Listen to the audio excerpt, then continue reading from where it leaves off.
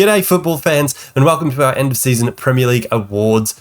This is, look, it's definitely something different for the channel, but this is very much a Football Manager channel and it has been FIFA in the past, maybe FIFA in the future, who knows. I mean, I can't tell the future and you probably can't either. Otherwise you'd tell me to stop making these videos because it's pointless. Obviously it being something very much different for the channel, it will be strange to some of you. Some of you will be brand new here and thank you for joining us. Make sure to leave us a like down below, subscribe and comment, all those things.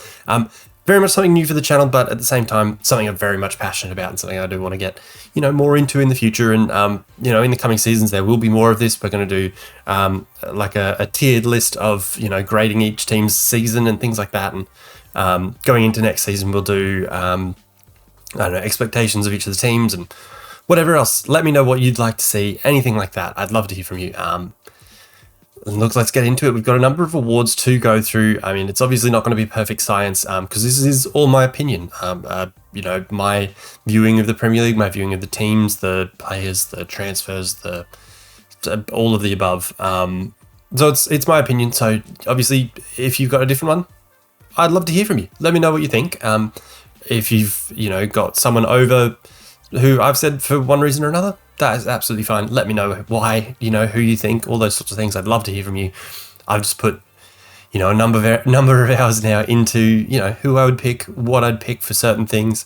And this is what I've come up with. So without further dudes, let's have a look at it. The first award we are going to start with is Manager of the Season. And for all of these awards, I'm going to do a 3, 2, and a 1, and maybe mention a couple of, honourable mentions and things like that, so that people don't think that I've just completely dogged a team or completely, the team slept on, or however you want to phrase it, whatever. I've thought about it. I've thought about lots of things. I think about stuff sometimes, but at the end of the day, this is what I've gone with. It is what it is. If you disagree, cool.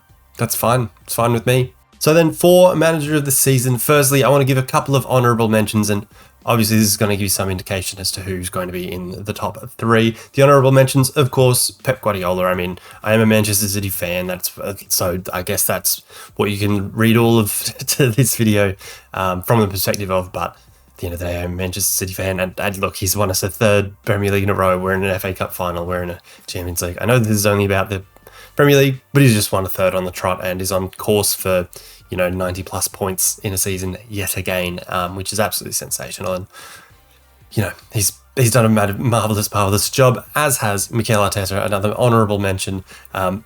Look, I mean, nobody expected Arsenal to compete for the title going into the season. I mean, top 4 was again a good result. Competing for the title has been sensational. Obviously, the last few weeks, pressure's probably got to them a little bit,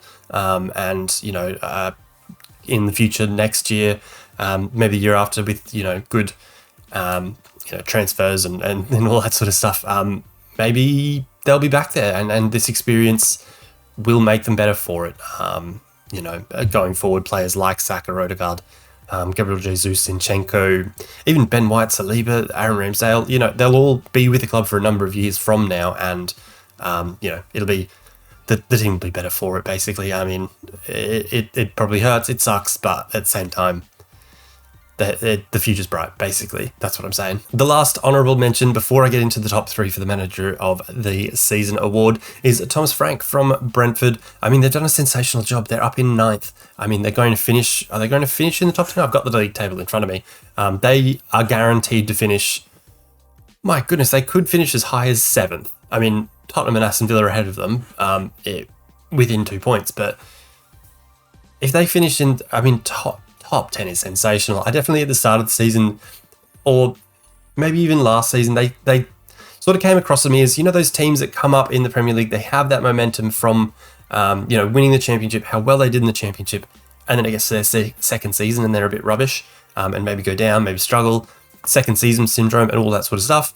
They looked to me like that, and Thomas Frank and his players have absolutely proved that wrong and done a sensational job this season to guarantee a top half finish, which is absolutely beautiful. So in keeping with the theme of clubs that come up from the championship, it is in 3rd place, Marco Silva from Fulham. They've done a fantastic job finishing 10th. Nobody would have picked them to finish that high. I mean, they've done just a fantastic job and they've played a good brand of football doing it. They're not, Sam Allardycing it or anything like that. Shout out to him though. He's got results and he's he's had a decent go at it. The one is though, Fulham, sensational. They've done a wonderful job, and Marcus Silva has absolutely spearheaded that. I mean, some great players in behind, but he's done a fantastic job. Now, for second place in my manager of the season, look, there's not going to be too much to talk about it, but it's Eddie Howe. Newcastle United are in the Champions League, first time in, I can't even remember, 20 years, something like that, but they've done a fantastic goddamn job of it. And to be finishing, at worst fourth, at this point in time, they're third. I mean, it's absolutely sensational. Nobody, again, similar to, I guess, Fulham, similar to Brentford before, nobody would have picked Newcastle to actually just absolutely do this, they've done a sensational job. They would have been up there. People would have said they would compete. I don't think anybody's really picking them to be finishing third and just doing a sensational job of it. Eddie Howe, since he's come in, done a fantastic job. They've spent money in the right ways, other than probably Anthony Gordon, but he's just done a fantastic job, hasn't he? Then number one manager of the season, I am giving to Gary O'Neill from Bournemouth. What a great job he's done. When he took over, I think he was only 8 games into the season. They were last in the table. Nobody would have picked them to do absolutely anything. I, myself included, would have definitely been like, well, all right, who other than Brentford is getting relegated? But they've done a magnificent job, and Gary O'Neill has absolutely killed it. I think they're guaranteed, I think either 15th or 16th is the positions they can probably finish in, which is, if at the start of the season you offer that to a Bournemouth fan, or even to the players, the manager, they take that. That is absolutely sensational. He's done a fantastic job. All right, now I'll change the camera. We'll have a little bit of something different in this channel, something I haven't really shown before or done much of, but look, that's what this video is all about, is getting me back into talking about the game, and not just the video games, but talking about the game, and that's what I want to do, and that's what I want to do a lot more of, so let's damn get into it. We're going to start with the goalkeepers of the season, and obviously there's a number of people that, have done very, very well. Obviously David Gea winning the Golden Glove by, I think he's 3 ahead in the Golden Glove race with a couple of games to play for United, so he's done sensationally, but he's not in my top 3. This is the 3 though. In third place, I mean, he's been sensational. He's made some absolutely magnificent saves. He's done a very good job leading a team, as we've already spoken about, that wasn't necessarily expected to do as absolutely brilliantly as they have done under Mikel Arteta with the superstars they have, but at the back of it, holding down the fort, it has been Aaron Ramsdale. He's been sensational. I love his distribution, fantastic. He really has come on leaps and bounds since being at Bournemouth and being at Sheffield United as well, I want to say. One of them. He's been very, very good. He's got himself a nice assist, as you see on the screen here, but I think he's been absolutely sensational, and credit to him, basically. In second place, I've got David Raya. I feel like obviously he's touted with getting big moves, and Manchester United getting rid of David Gea. Maybe this is a better David to have in goals, a better Spanish number one action for them. His distribution, absolutely fantastic. The way he can, pick a pass from, he can just about hit you on your toe from 50 yards, It's sensational. He's not quite Edison, but he's probably just up there. Like him, Alisson and Edison are probably up there in the Premier League.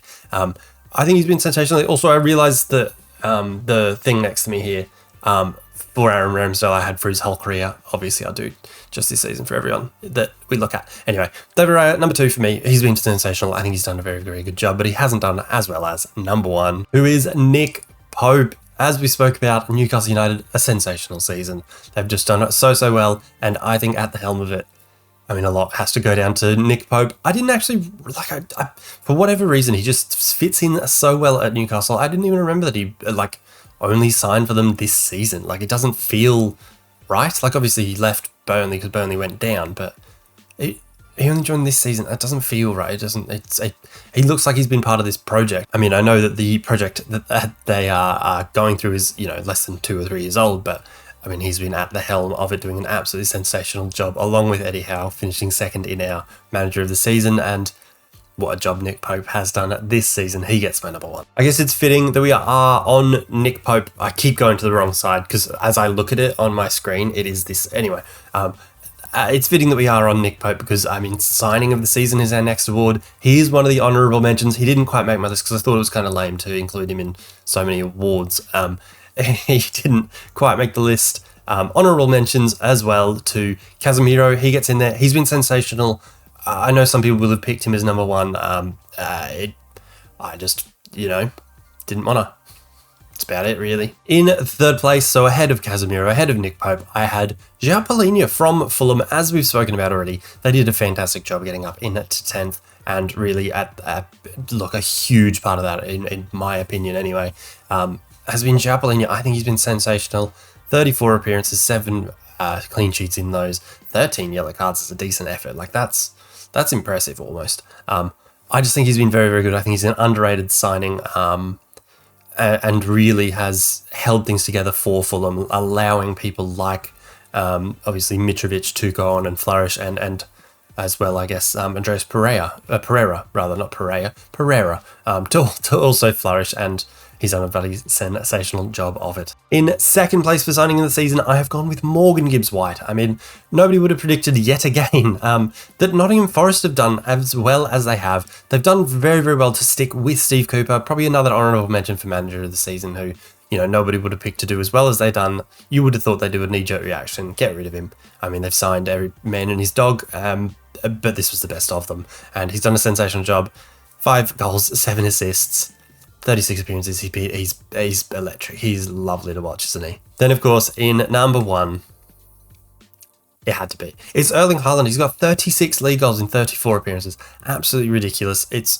He came with, obviously, such a huge reputation, but also a reputation of injuries.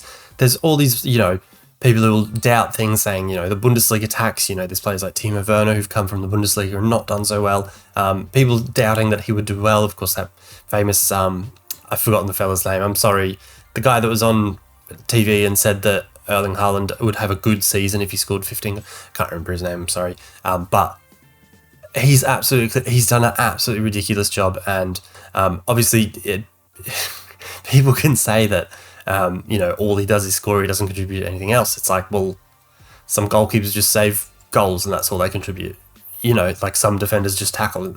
Like, it doesn't matter, like that doesn't mean anything if he's doing it as well as he's doing it. You know what I mean? Like, if you are contributing as well as he is, I mean, I really don't care what else you're doing. Because it's not as if he's a detriment to the team. He's not, getting red cards. He's not losing his head. He's not losing in possession 17 times in a game. He's doing simple things and he's scoring a bunch of goals. What more could you want, really? I mean, the rest of the team at Manchester City is so, so good. He doesn't need to do it. All he needs to do is get on the end. And he does that a lot. Kane, fittingly, the person that we end on could fit in the next category, but obviously I haven't picked him there. It is Young Player of the Season. So players 23 and under, I guess at the start of the season it would be, I assume is the rule anyway. I don't really know, but... which I probably should. I probably should think about that, but I haven't, and that's fine because I'm making the rules, and it's my video, so I can do whatever I want. Anyway, we'll move on to, some honourable mentions for me would be, obviously Erling Haaland. Again, being a homer here. Rico Lewis has been sensational for the City. Martinelli, sensational for Arsenal. Did make the list. This is the list though. Number 3 is Michael Olise. I feel like I talk about him way more than anyone else. Like, for a non-Crystal Palace fan, I talk about him so much because I want him to... Like, obviously he doesn't quite have the production, doesn't quite have the goals of this person, but I want him to replace Mahrez at City. Like, Mahrez, eventually he's going to leave. Obviously, he's 32 or whatever, but I want Michael Olise. That's who I want. That's him. That's who I want. Because he's brilliant, isn't he? He's absolutely sensational. He's had quite a season for Crystal Palace. Again, a team that, perhaps people had loftier thoughts about how they were going to do under, obviously, Patrick Vieira at the start of the season, after a decent season last season. Then it just hasn't eventuated, and, now they're hoping that Wilfried Zaha signs another deal and they can keep hold of people like Elise and Eze, or Eza. I don't know how to pronounce it. I'm sorry. I'm really sorry, Mr. Eze. Michael Olise, though, brilliant. I mean, the technical ability, the passing, the crossing, the set pieces, the creativity, 10 assists in a season.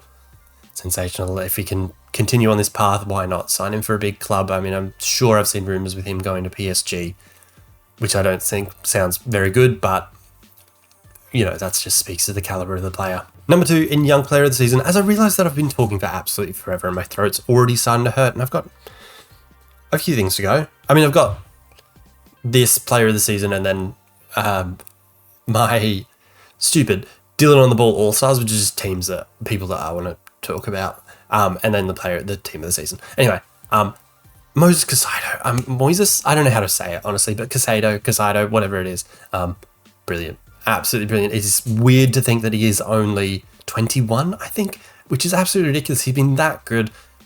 Almost got that move to, I think it was Arsenal in the January transfer window, but didn't quite work out for him. And look, he's not let it affect him. It's not like he's done do you remember Saido Berahino when he wanted to go, I think it was at West Brom, and he wanted to go to Tottenham, and he just absolutely kicked up a stink. Was absolutely awful, didn't play well, didn't do much. And he was horrid, and now his career's in the hole. He ended up at, I don't know, Stoke, and then I don't know where he's playing now, probably Dunkirk. Is that a team? I went to say Dundee, and then I was like, no, that sounds too good for what I'm talking about, and I said Dunkirk. Anyway, Moses Caicedo, a great head on his shoulders. He's been sensational. He's got a huge future ahead of him, quite clearly, and I think he had a brilliant season. Obviously, though, not quite as good as this man. Bukayo Saka. Could have been him, could have been Odegaard. I guess Odegaard probably qualifies for this and might still win it. I'm not too sure, but I'm going with Bukayo Saka. Look, he may have deserved it last year over Phil Foden. I'm not too sure, but, I think it's about time he gets his award. 37 appearances this season, hasn't missed one? Does that make sense? That he hasn't missed one, but he's got 6 here. Look at that's broken my brain. Anyway, he's been brilliant. He's absolutely sensational. A huge part of why Arsenal have been so good is this man right here. 13 goals, 11 assists. Brilliant. Absolutely sensational player. Huge future ahead of him. Huge part of what Arsenal are going to be building for the coming future under Arteta, with that core that we've spoken about, with Ramsdale, with Saliba, with Ben White even, Zinchenko. Saka's a huge part of that, clearly. All right, last for these type of awards, the Player of the Season is next. Before we go into the Team of the Season and my Dylan on the Ball All-Stars, we will go to Player of the Season. And firstly, honourable mentions, Saka's probably one of them. Salah is another one of them. He hasn't made my top 3. He's been absolutely sensational. Like, it's a down season for him, but he's been absolutely brilliant. And Liverpool would be much worse off.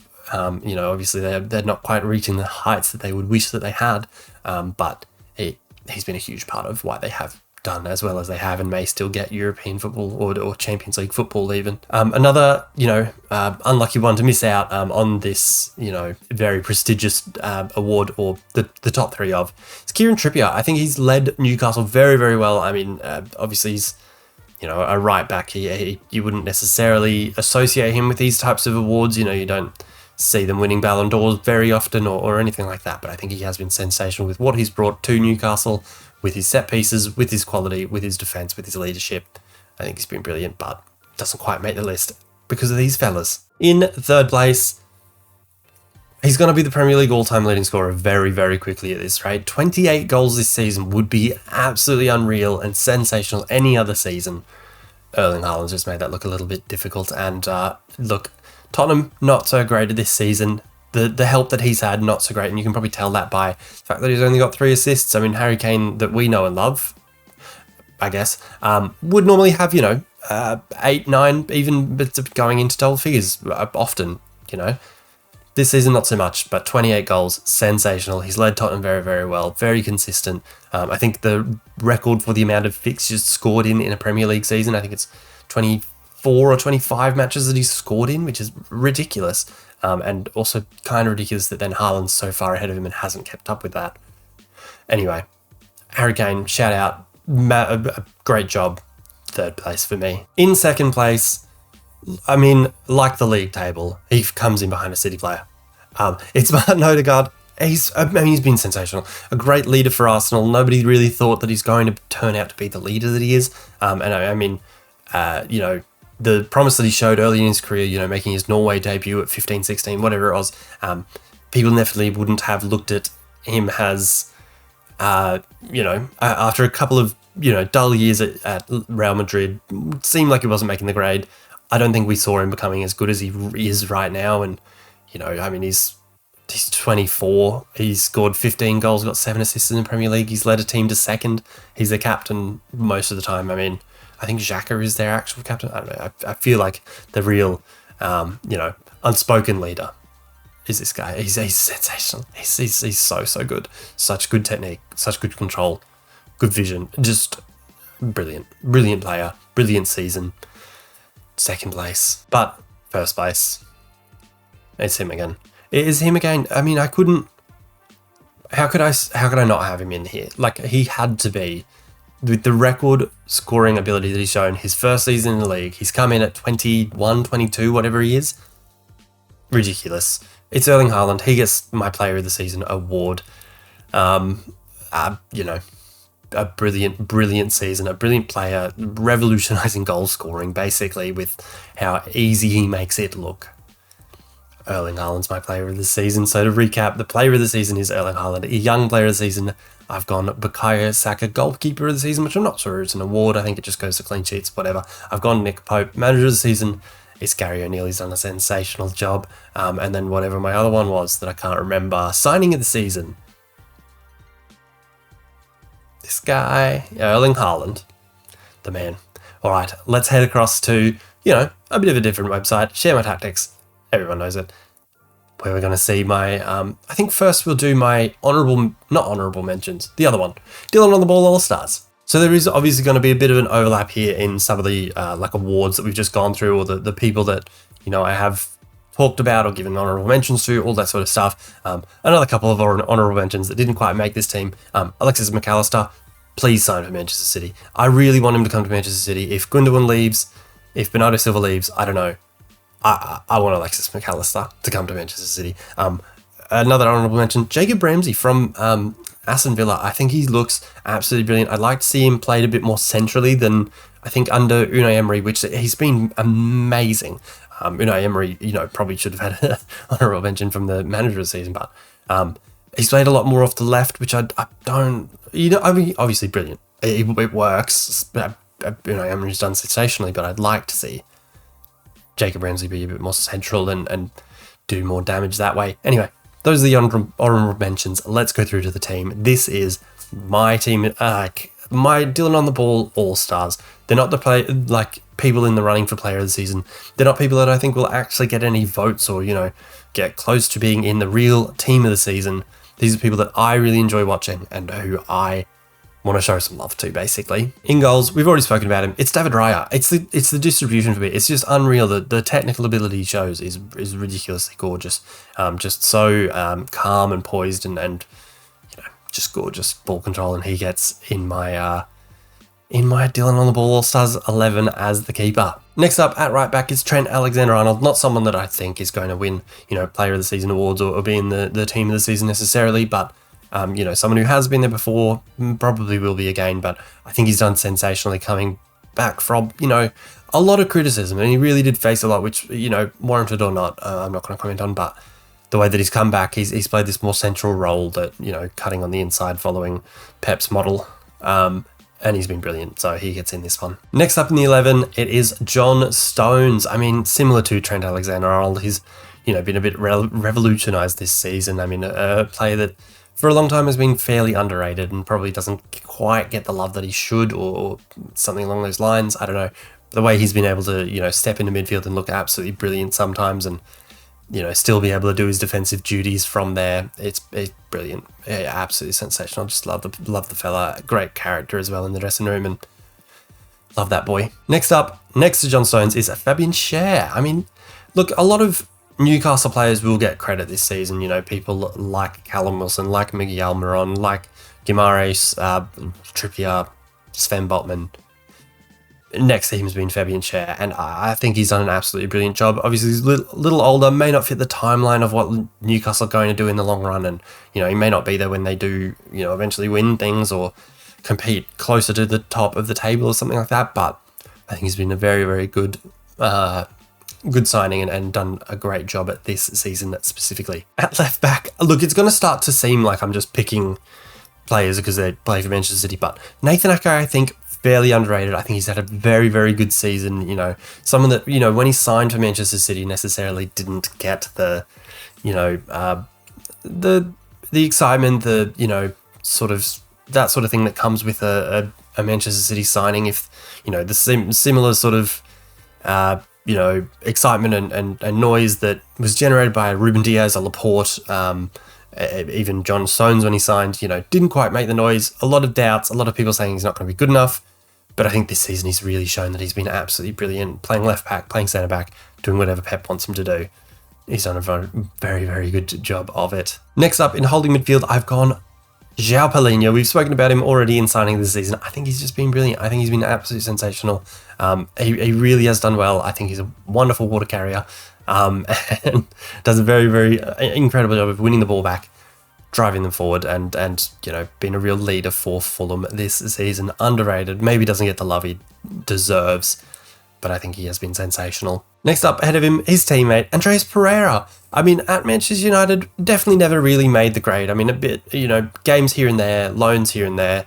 Now he's gone to Fulham, and I think he's been brilliant. I think he really has been a huge part of them. Injured now, didn't look like a good injury. I don't actually know off the top of my head how bad the injury was or how long he will be out for, but I think he's had a very, very good season. I've really loved watching him. Look, we spoke about him in my video last Tuesday, which you should watch, by the way, which is talking about, you know, players switching positions and can do multiple things. And I think he's one of them. He could be good in just about anyone's system. And he's shown this season that he really is a Premier League level player. And he does have a lot of qualities. Next up, next to Pereira in midfield is Ebere Eza. I don't know how to say it, but Crystal Palace player, brilliant, especially this last, 4 or 5 games. He scored a number of goals, assisted a number of goals, really helped drive them forward, especially under Roy at the end of this season. I just think he's another player that I just love watching, man. Like the way he glides through midfield, the way he brings the ball forward, his technical ability is solid. I really like him. I think he's gorgeous on the ball. I think he could, you know, go to big teams and do a good job there. Maybe not fitting into Manchester City's midfield at this point, but just about. Next up, on the right-hand side, it is his teammate, Michael Olise. We've spoken about him already as being one of the young players of the season for me, and someone with a whole lot of potential ahead of him. I just think he's so elegant on the ball, so gorgeous to watch. A technical ability, crossing, dribbling, you know, all of the above. Gorgeous. Physically, maybe not quite at an elite level, but definitely, you know, poise. He's got decent enough pace, strength, work rate. Sometimes could do with work, but at the same time, he's done a lot of defensive shifts that, you know, maybe he wouldn't need to if and when he gets a move to a better club, maybe. Or, at a club higher up the table, or competing at, I really love him. He's got him as a beautiful. On the left wing, as I need to absolutely fire through this, it's gone way too long. It's been 40 odd minutes of recording.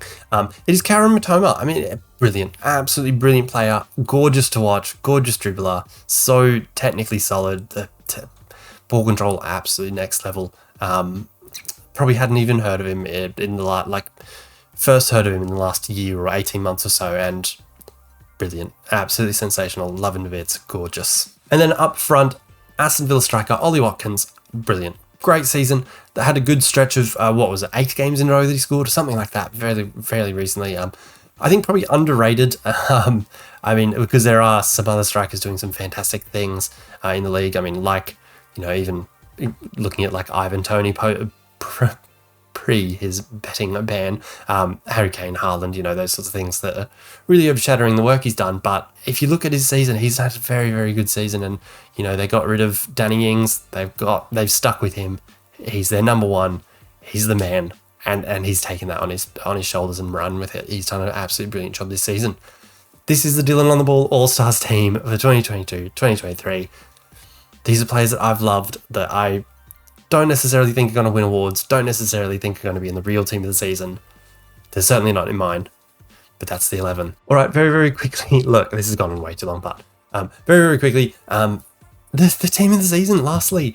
Obviously, there's going to be a number of players that do miss out, a number of players that, should possibly be here. It is look, I've gone rogue. It's not a normal formation.